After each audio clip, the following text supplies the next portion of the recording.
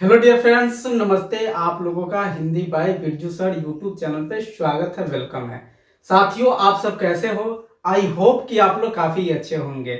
आज मैं आप लोगों के बीच एक बेहतरीन क्लास लेकर आया हूं और आज इस क्लास के अंतर्गत हम चर्चा करेंगे पर्यायवाची शब्दों पे। साथियों, ये पर्यायवाची शब्द का तीसरी क्लास है। मैं इतना पर्यायवाची शब्द क्यों करा रहा हूं? क्योंकि किसी भी कॉम्पिटेटिव एग्जाम के लिए आपको कम से कम 200 से 250 पर्यायवाची शब्द आना चाहिए, तभी आप उस एग्जाम में पर्यायवाची शब्द से पूछे जाने वाले हर एक प्रश्नों का जवाब दे पाएंगे। इसीलिए मैं आप लोगों के बीच एक से एक लाजवाब पर्यायवाची शब्द लेकर आ रहा हूं। तो साथियों, चलिए शुरू करते हैं आज का लाजवाब क्लास और देखते हैं प्रश्न नंबर फर्स्ट। देखिए, प्रश्न नंबर फर्स्ट क्या है? दुर्गा का पर्यायवाची शब्द क्या है? देखिए, आपको बताना है दुर्गा का पर्यायवाची शब्द क्या है। तो देखिए, काली, चामुंडा, सिंहवाहिनी, उपर्युक्त सभी। साथियों, दुर्गा का पर्यायवाची शब्द क्या है? तो दुर्गा को काली भी कहा जाता है। हाँ, ये अलग की बात है कि हिंदू देवी देवताओं में काली एक अलग देवी है, लेकिन काली को भी दुर्गा का ही अवतार माना जाता है, इसलिए काली दुर्गा का पर्यायवाची शब्द है। ओके। दूसरी बात क्या है? ये चामुंडा। मित्रों, चामुंडा दुर्गा का ही दूसरा नाम है, तो चामुंडा भी इसका पर्यायवाची शब्द हुआ। सिंह वाहिनी, सिंह वाहिनी यानी कि दुर्गा जो है उसका वाहन क्या है? सिंह है, इसलिए सिंह वाहिनी दुर्गा का पर्यायवाची शब्द है। तो आपका ऑप्शन ए, बी, सी तीनों सही है, इसलिए आपका आंसर क्या हो जाएगा? उपर्युक्त सभी। ओके। अब चलिए देखिए प्रश्न नंबर सेकंड। और प्रश्न नंबर सेकंड में क्या कहा जा रहा है? तालाब का पर्यायवाची शब्द नहीं है। देखिए, काफी बेहतरीन प्रश्न है। क्या है? तालाब का पर्यायवाची शब्द नहीं है। इसमें आपको ढूंढना है कौन नहीं है। तो आपके बीच ऑप्शन है तराग, जलाशय, पुष्कर और पुष्प। तो देखिए, आपको यहां क्या ढूंढना है? तालाब का पर्यायवाची शब्द तराग। तराग जो है ये तालाब का पर्यायवाची शब्द है, इसमें कहीं से कोई डाउट नहीं है। जलाशय भी हम तालाब को ही बोलते हैं, इसलिए जलाशय भी तालाब का पर्यायवाची शब्द है। और यहाँ क्या है? पुष्कर। मित्रों, पुष्कर भी तालाब का पर्यायवाची शब्द है, लेकिन पुष्प तालाब का पर्यायवाची शब्द नहीं है। क्यों नहीं है? क्योंकि पुष्प का अर्थ होता है फूल, और फूल तालाब का पर्यायवाची शब्द नहीं है। तो आपका आंसर क्या हो जाएगा? ऑप्शन नंबर डी यानी पुष्प। ओके। अब चलिए देखते हैं प्रश्न नंबर 3। फूल का पर्यायवाची शब्द बताइए। अब देखिए, यहां आपसे पूछा जा रहा है फूल का पर्यायवाची शब्द बताइए। तो देखिए, यहां क्या है? कुसुम, यहां क्या है? पुष्कर, और ये क्या है? सूर्यमुखी, और यहां क्या है? गुलाब। काफी बेहतरीन यहां ऑप्शन दिए गए हैं। फूल का पर्यायवाची शब्द बताना है। यहां क्या है? कुसुम, यहां है पुष्कर, यहां क्या है? सूर्यमुखी, और ये क्या है? गुलाब। सबसे पहले हम चर्चा करते हैं गुलाब पे। मित्रों, गुलाब जो है फूल का नाम है, ये फूल नहीं है, यानी फूल का पर्यायवाची शब्द नहीं है, फूल का नाम है, इसलिए ये नहीं होगा। नहीं तो बहुत से ऐसे साथी है जो गुलाब को ही अपना आंसर बना लेंगे। गुलाब को हम अपना आंसर क्यों नहीं बनाएंगे? क्योंकि ये फूल का नाम है।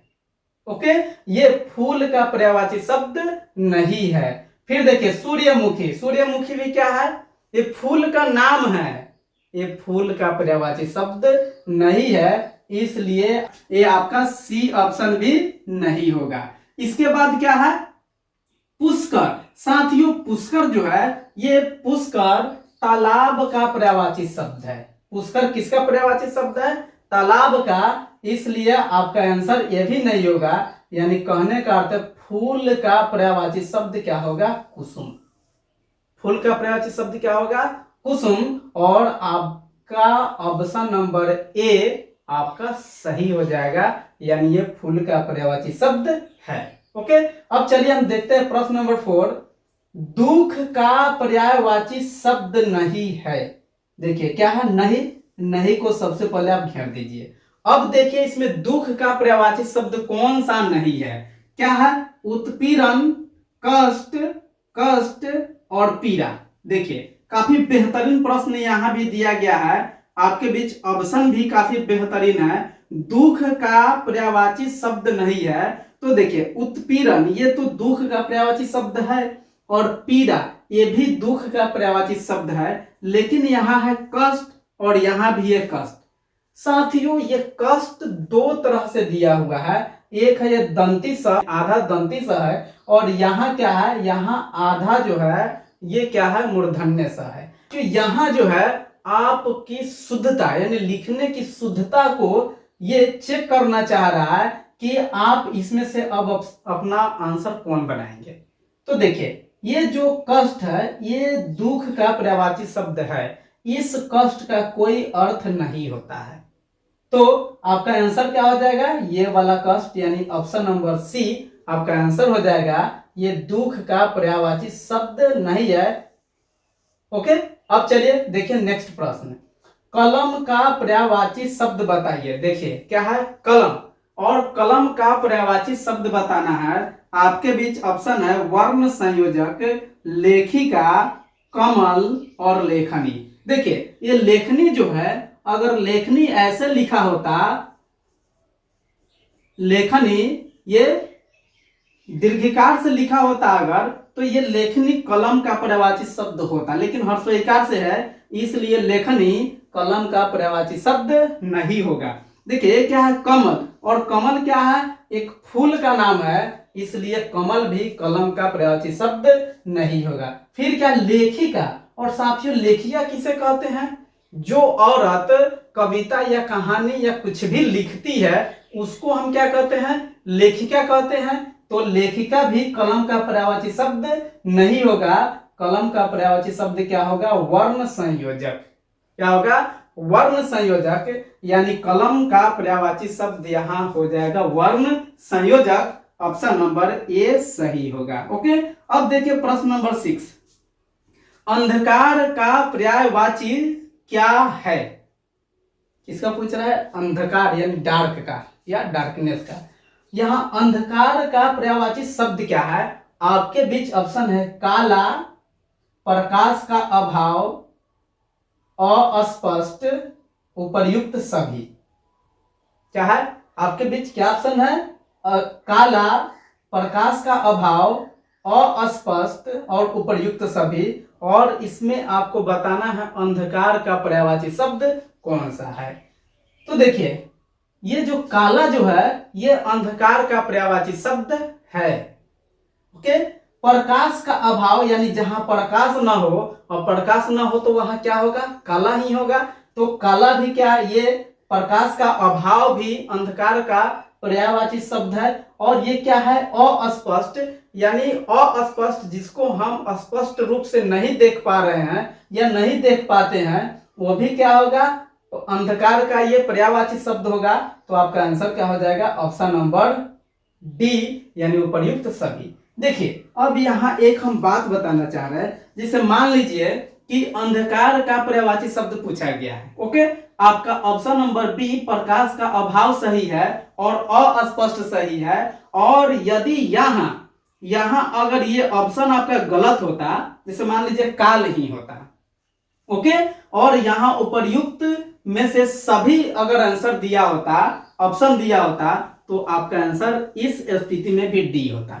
क्यों डी होता, क्योंकि ये गलत ऑप्शन दिया हुआ है, मानते हैं, आप भी जान रहे हैं कि ये गलत ऑप्शन है, लेकिन आपकी मजबूरी है कि इसमें दो ऑप्शन सही है, तो आपको उपर्युक्त सभी को ही ढूंढना पड़ेगा, वही अपना आंसर बनाना पड़ेगा।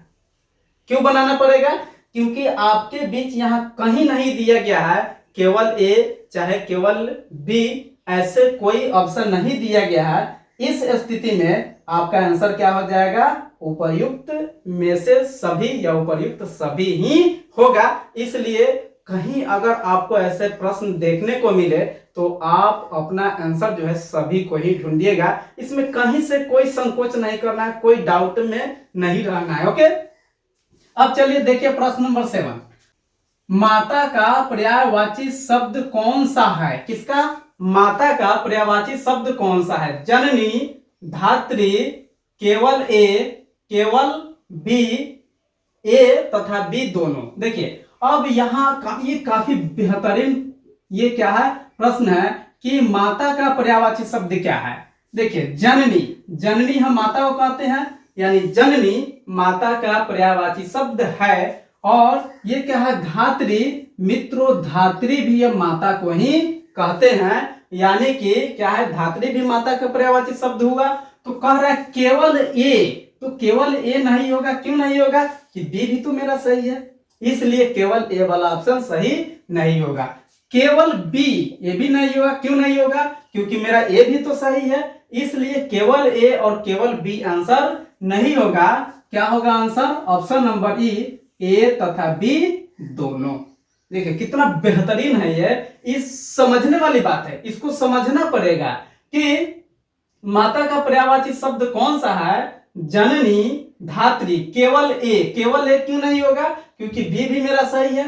केवल बी सही क्यों नहीं होगा? क्योंकि ए भी मेरा सही है। जहां दोनों रहेगा वही सही होगा, तो यहाँ क्या दिया हुआ है? ए तथा बी दोनों। ओके, अब चलिए हम चलते हैं नेक्स्ट प्रश्न की तरफ। देखिए भौरा का पर्यायवाची शब्द कौन सा है?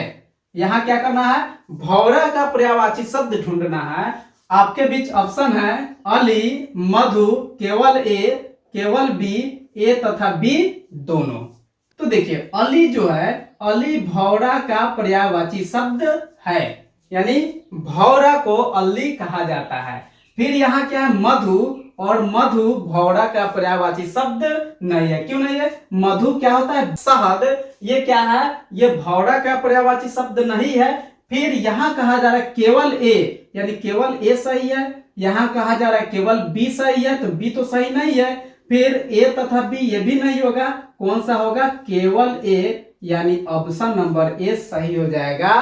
केवल ए, यानी भौरा का पर्यायवाची शब्द क्या है? अली। ओके, अब चलिए हम देखते हैं नेक्स्ट प्रश्न को।